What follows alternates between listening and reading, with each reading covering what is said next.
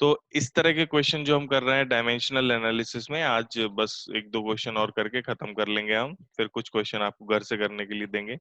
In a system of unit if force F, acceleration a and time t are taken as fundamental quantities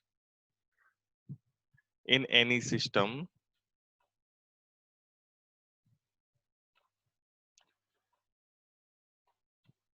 if force F, acceleration capital A, acceleration capital A, and time t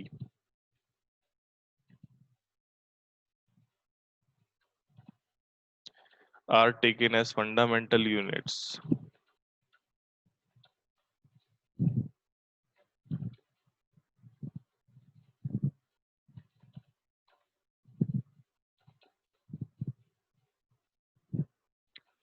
fundamental, then the dimensional formula of energy is,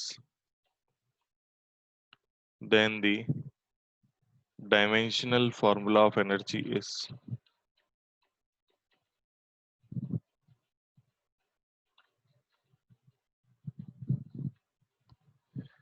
जल्दी से जिसको आता है वो आगे करना शुरू करे। ऑप्शन भी लिखता हूं मैं, ऑप्शन भी लिख रहा हूं, जिसको आता है वो करना शुरू करे। F a square t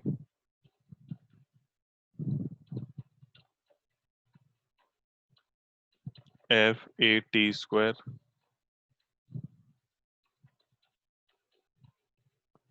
F square a t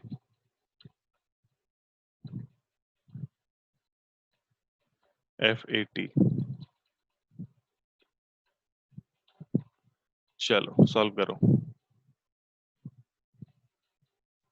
वही है, सवाल में कुछ बड़ा तोप नहीं है। फॉर्मूला ऑफ एनर्जी बनाना है तो आप ऐसे लिख लो, लेट फॉर्मूला ऑफ एनर्जी जो है वो E प्रोपोर्शनल टू क्या है, F की पावर A की पावर B, T की पावर C। और जो सॉल्व कर लो, देखो कितने जल्दी सॉल्व होता है। सॉल्व करो जब तक मैं कुछ और आइटम निकालता हूँ क्वेश्चन करने के लिए।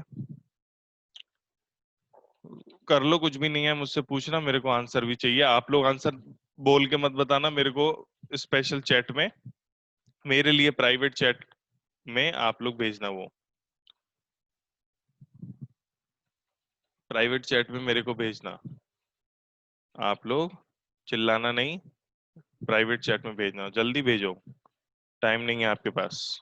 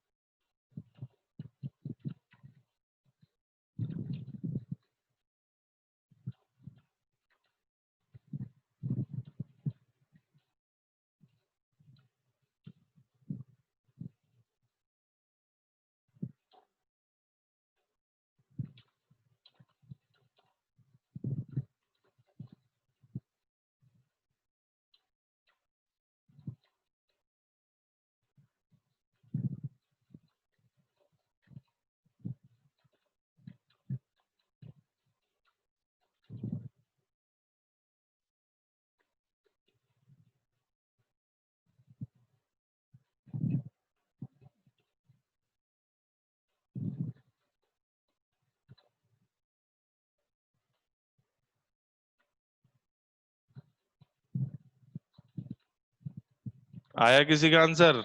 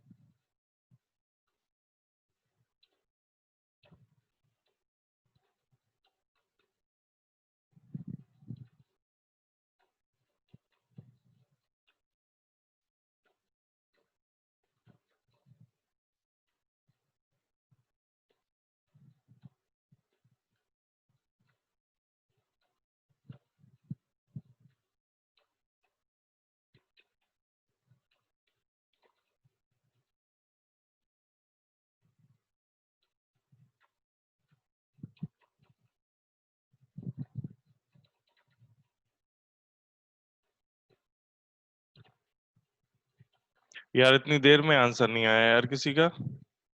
सो गए क्या हम लोग, सब लोग?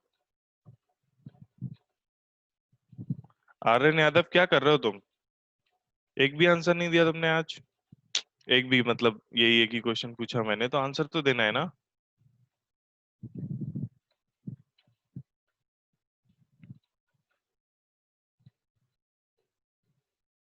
आया आया आया आया आंसर आया। अरे यार मैं सोच रहा आंसर आया। आंसर तो जल्दी से।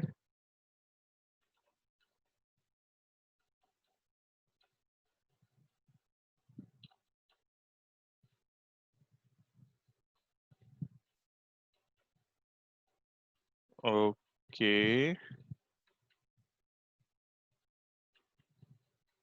मैं सम नहीं। अबे ए बी सी डी में से कौन सा सही है ये बताओ, तुम एक एक करके वैल्यू मत बताओ मुझे। ए बी सी डी में से कौन सा सही है? ओके, तो अदिति का ऑप्शन आ रहा है। अदिति आपका तो ऑप्शन ही मैच नहीं कर रहा। क्यों अदिति? देख रहे सर, कुछ गलती की है। हम्म।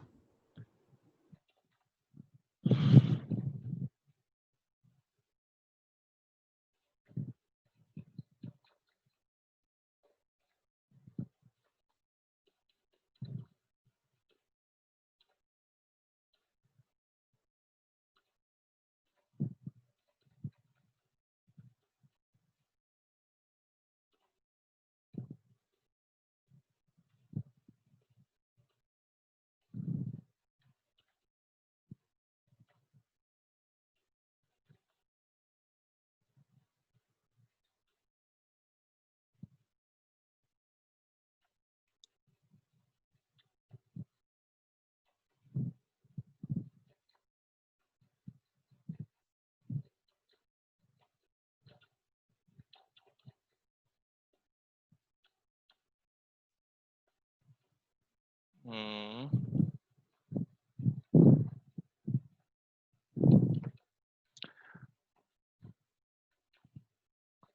ओके। मुझे तो अभी तक अदिति का आंसर सही लग रहा है, उदित तुमने भी पता नहीं क्या कर दिया।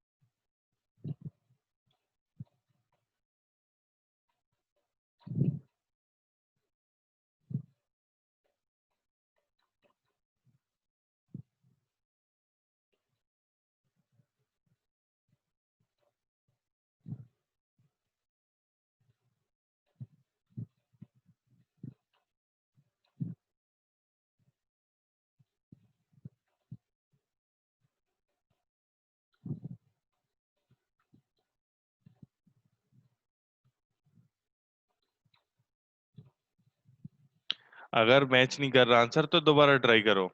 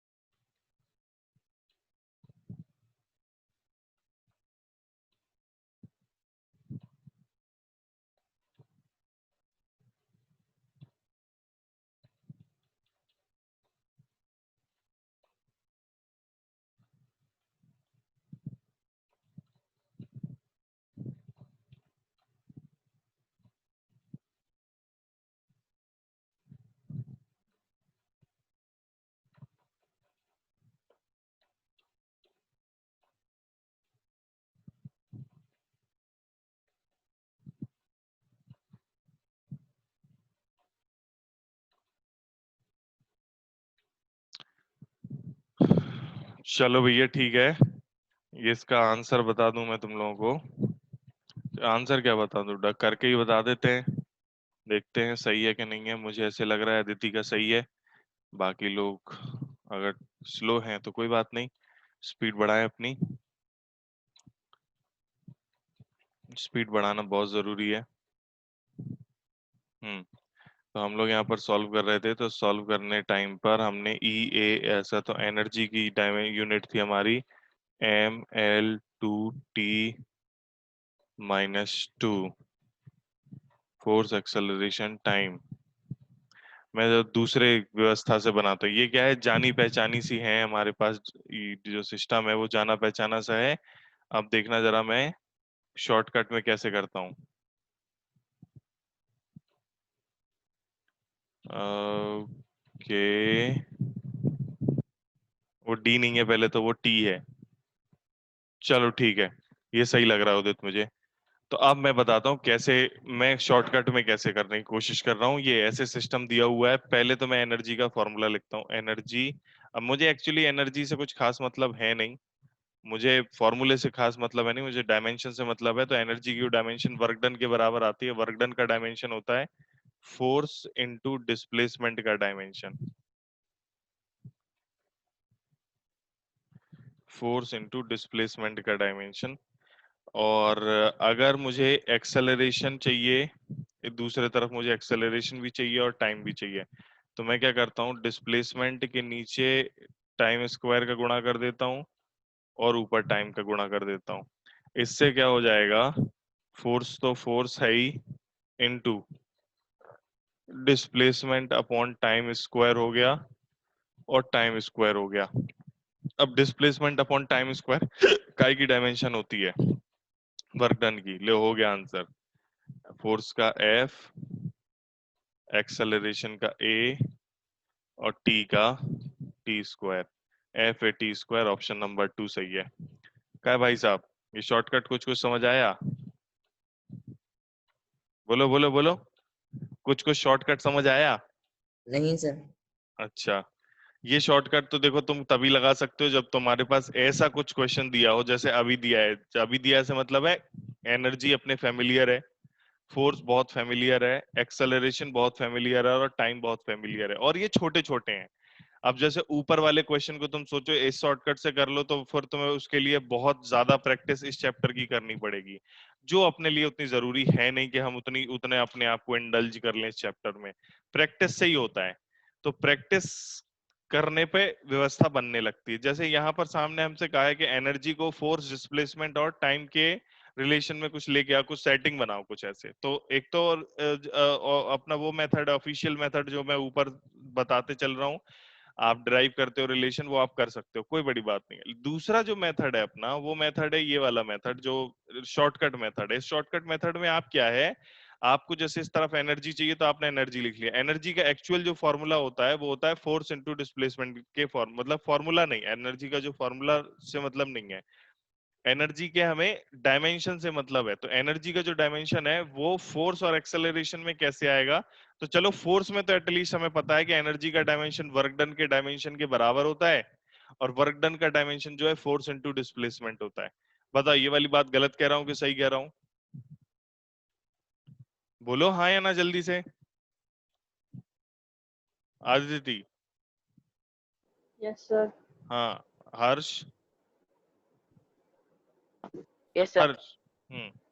तो कहानी कुछ इस प्रकार से है कि आपको ये एनर्जी की जो डायमेंशन है वो आपने फोर्स और डिस्प्लेसमेंट की डायमेंशन के बराबर आप जानते हो, उसे पहले से ही जानते हो, उसमें आपको कुछ बताने की जरूरत नहीं है, पहले से आपको पता है। फिर आपने क्या देखा यार, आपको फोर्स तो मिल गया, मतलब आपको तीन चीजों में से, एक मिनट, तीन चीजों में से आपको फोर्स तो मिल गया। आपको यहाँ पर तीन चीजें बोली गई थी, फोर्स, एक्सेलरेशन और टाइम। तो फोर्स तो मिल गया, लेकिन फिर क्या मिल रहा है, डिस्प्लेसमेंट, जो यहाँ बोली नहीं गई। डिस्प्लेसमेंट से एक्सेलरेशन कैसे बनेगा, टी टी का स्क्वायर ऊपर कर दो गुणा, मतलब T displacement upon time. Displacement की यूनिट होती है मीटर और एक्सेलरेशन की यूनिट होती है मीटर पर सेकंड स्क्वायर।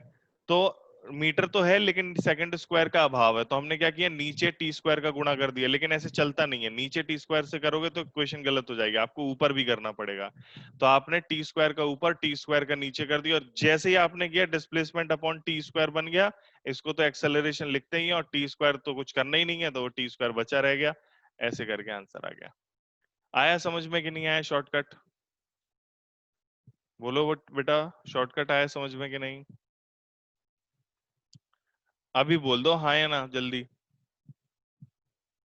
ठीक है, सभी को आ गया मतलब है। आदर्श तुम टेंशन नहीं लो, तुम्हें आ जाएंगी चीजें, हैं घबराने की बात नहीं है कि सर अरे वो कुछ भी नहीं आ रहा, आ जाएगा, परेशानी हो। कार्तिक तेरे को आया लड़के? कार्तिक सो गया क्या? आवाज नहीं आ रही बेटा आपकी। ठीक है, तो इस तरीके से हमारा डायमेंशनल एनालिसिस बस लगभग खत्म है। एक छोटी सी चीज और है, एक मिनट, ये तो इतनी सारी जगह छूट गई।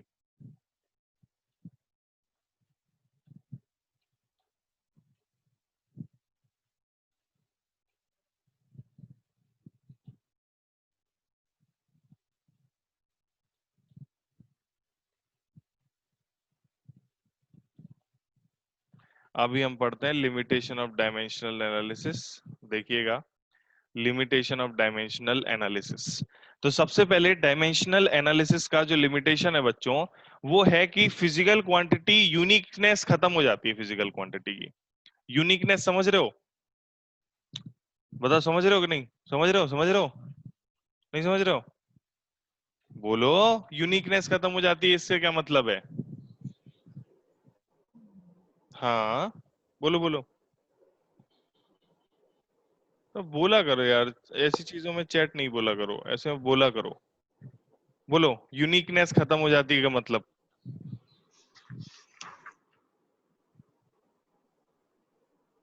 किसी को नहीं सोता? अरे भाई, एक से ज्यादा फिजिकल क्वांटिटी का डायमेंशन एनल डायमेंशन सेम हो जाता है ना, तो उससे यूनिकनेस खत्म हो जाता है। जैसे एग्जांपल, एनर्जी। एनर्जी का भी डायमेंशनल फॉर्मूला कितना होता है? ml2 T-2। And work done, work done का भी डायमेंशनल फॉर्मूला कितना होता है? ml2 T-2। और किसका, और क्या कह रहा हूं मैं, वर्क डन एनर्जी हो गया, वर्क डन हो गया, इसके अलावा और क्या बचता है अपना? इसी में टॉर्क। टॉर्क का भी डायमेंशनल फॉर्मूला यही होता है। चलो, वर्क डन और एनर्जी तो फिजिकली भी काफी एक दूसरे से मैच करते हैं, हम वर्क डन की जगह कई बार एनर्जी लिख देते हैं अगर एनर्जी लॉस नहीं होता है तो। लेकिन टॉर्क तो नहीं लिख सकते ना, तो यूनिकनेस खत्म हो जाती है सारी की सारी। फिर आते हैं दूसरा, कि numerical constant having no dimensions, उनको अपन डिराइव नहीं कर सकते। जैसे कि मैंने आपको बताया था, अपन डिराइव करते हैं तो जैसे t बराबर 2 pi under root L upon g अपन ने डिराइव किया था, तो वहां पर अपना t बराबर 2 पाई नहीं आ पा रहा था। मतलब बेचारा 2 पाई के साथ गलत हो गया था। Here 2 pi can not be derived. Here 2 pi can not be derived as it does not have any dimension।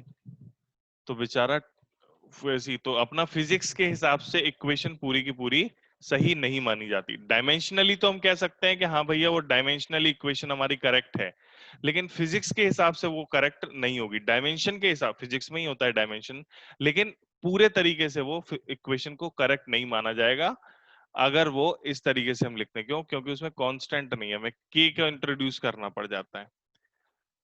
फिर method of dimension can not be use to drive relation other than product of power function. Product of power function हम इसके अलावा कुछ कर ही नहीं सकते। जैसे कि अगर हमसे कहा जाए, एग्जाम्पल, s बराबर ut plus half A T square को प्रूव करो।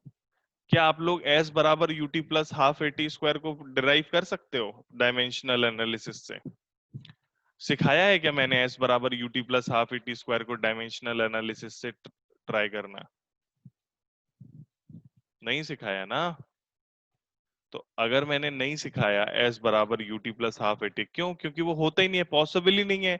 एक ही तरीका है डिराइव करने का, एस बराबर UT plus half eighty square can not be derived, plus का साइन हो गया, साइन थीटा हो गया, जहां जिसकी डायमेंशनल नहीं है, तो फिर पता नहीं कैसे करोगे, कैन नॉट बी डिराइव्ड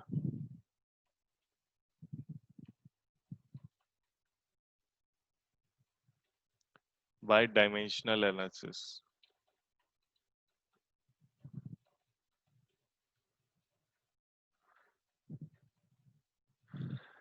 एक और समस्या है अपनी, जैसे कि method of dimensions can not be applied to derive formula if mechanics, in mechanics a physical quantity depends on more than 3 physical quantity।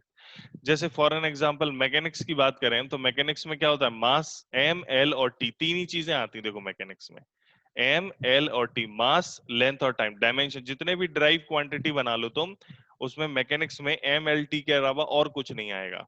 सुनना मेरी बात बहुत ध्यान से, मैकेनिक्स पूरा जो आप पढ़ोगे इतना लंबा मैकेनिक्स फोर्थ चैप्टर तक, वहां पर आपको 7 फंडामेंटल फिजिकल क्वांटिटी में से केवल 3 का ही यूज करने को मौका मिलेगा, मास, लेंथ और टाइम। चाहे फोर्स हो, चाहे एनर्जी हो, चाहे वर्क डन हो, चाहे डिस्प्लेसमेंट हो, चाहे एक्सेलरेशन हो, चाहे वेलोसिटी, आप कुछ भी पता कर रहे हो, आपको वहां पर 3 से ज्यादा फंडामेंटल फिजिकल क्वांटिटी नहीं मिलेंगी।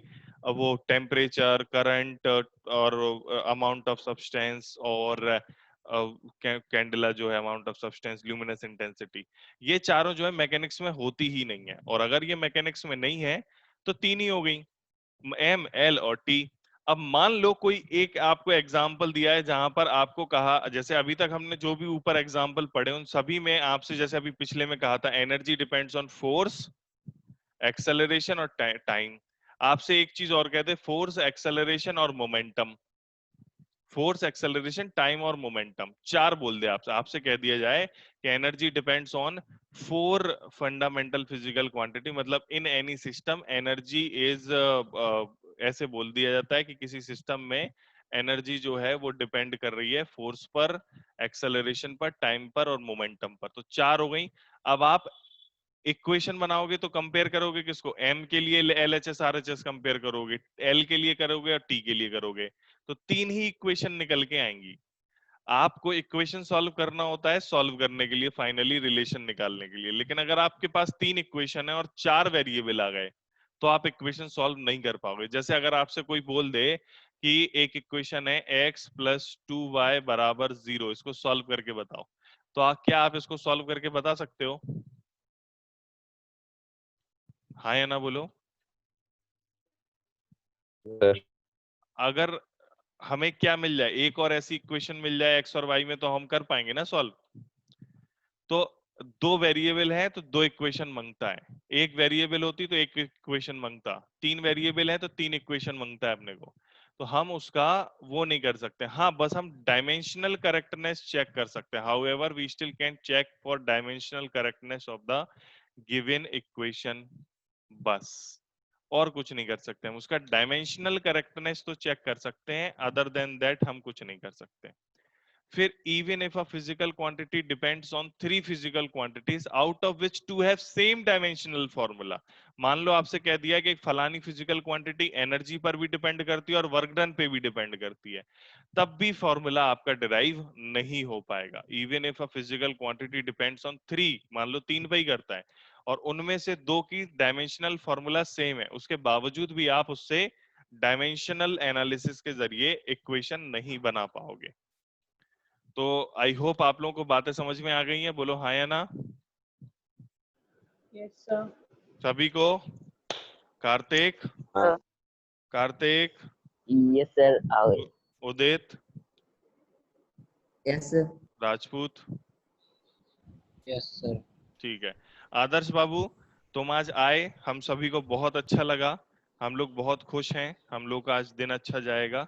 लेकिन तुम टेंशन नहीं लेना, आज अगर तुम्हें समझ में नहीं आया वो बस ये था कि आज चैप्टर का एंड था, दैट्स व्हाई। कल हम लोग जो बेसिक मैथमेटिक्स शुरू करेंगे वो आपको समझ में आएगा, सो डोंट वरी, सभी को समझ में आएगा, डोंट वरी अबाउट दिस। और कोई भी चीज आपको समझ नहीं आती है, मैं बार बार कह रहा हूं, तो आप स्पेसिफिकल टीचर से आप बात कर सकते हो, उससे अलग से टाइम ले सकते हो, उससे क्वेश्चन करवा सकते हो, उससे क्वेश्चन पूछ सकते हो, उससे क्वेश्चन मांग सकते हो, सर मेरे क्वेश्चन दे दो करने। इस तरह का सिचुएशन। आज आपको इस पूरे चैप्टर का मैं पीडीएफ भेजूंगा आपके उस पर, और चारों जो भी चार लेक्चर में किया ना अपन ने इसको, तो 3 या 4 जो भी लेक्चर हैं उनके पूरे सारे के सारे वीडियोस आपके पास आ जाएंगे। तो इनको पढ़ना ढंग से, रख लेना अपने पास जो भी करना है, लेकिन ये आपके लंबे टाइम के लिए काम में आएंगे। चलिए भाई, okay, thank you. Thank you sir. Welcome बेटा। Thank you, sir. Thank you, sir. Welcome. Thank you, sir. Welcome बेटा। बाय।